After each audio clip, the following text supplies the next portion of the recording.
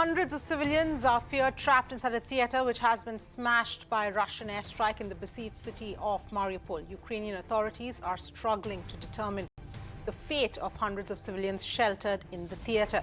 However, Russia has denied targeting civilians. Meanwhile, Ukrainian President's office has said that Russia has carried out further airstrikes in Mariupol. President Zelensky referred to Reagan's Berlin Wall during his address to German parliament and urged Germany to tear down the new wall that Russia is trying to erect in Central Europe. All right, in fact, let's get in some more perspective over what's happening at this point in time. Maroof, Raza is joining us on the broadcast. Maroof, thank you so much for speaking to us. In terms of the latest developments as far as Russia-Ukraine goes, your thoughts on what's happening? Are we close to a ceasefire at any point? I think we are closer to a ceasefire now than we were perhaps a week ago. And the reasons are the following. The first is, I think President Putin of Russia has begun to realize his limitations and the limitations of his armed forces in their inability to subjugate Ukraine completely to Russian will and Russian rule. And therefore, he's probably going to be seeking an exit solution that is going to give him a face saver and also allow him to survive with his presidency in Russia.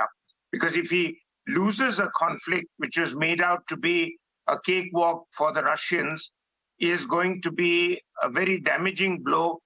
And you might remember that when the Russians were pushed back because of their own limitations from Afghanistan, that began the collapse of the Soviet Union. It collapsed much later, but some say that was the start of it. The second reason is that President Zelensky, who's put up a determined fight, has now been willing to accept that NATO does not offer a possible membership to Ukraine, and therefore Ukraine will not be joining NATO in the long run. So what is the acceptable middle path? One is an assurance by Ukraine that it will not join NATO. Second, an assurance by Russia that it will not go in for a regime change in Ukraine. That means remove Mr. Zelensky and his team.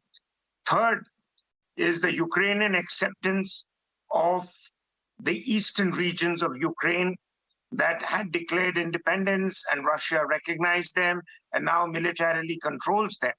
So if there is an acceptance by Ukraine of their autonomous nature and the fact that neither Ukraine controls them nor Russia controls them, then there is an agreement there.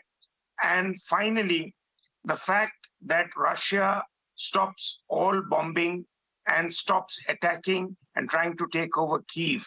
Now, if that happens, despite the sad losses of life and despite the huge loss to property, I think there is a possibility of a way out. There are two impediments. One is that I don't think all of America would like Ukraine to accept Mr. Putin's terms, and they keep making supportive noises, but the American arms industry is also benefiting from supplying weapons to Ukraine, which gets funded by the US Congress, but the money gets routed back to the American arms industry. And the second is that the European Union, especially NATO, would not rest completely after seeing that Russia has its limits and would start pushing for Russia's embarrassing, humiliating military withdrawal, not only from Ukraine, but from other parts of the world like Middle East and West Asia, where Russia has also thumbed its nose on the Western powers. And therefore, clearly there's going to be a start of a Cold War, but anybody pushing their luck too much on either side would mean the start of hostilities again. Thank you so much for joining us with your perspective.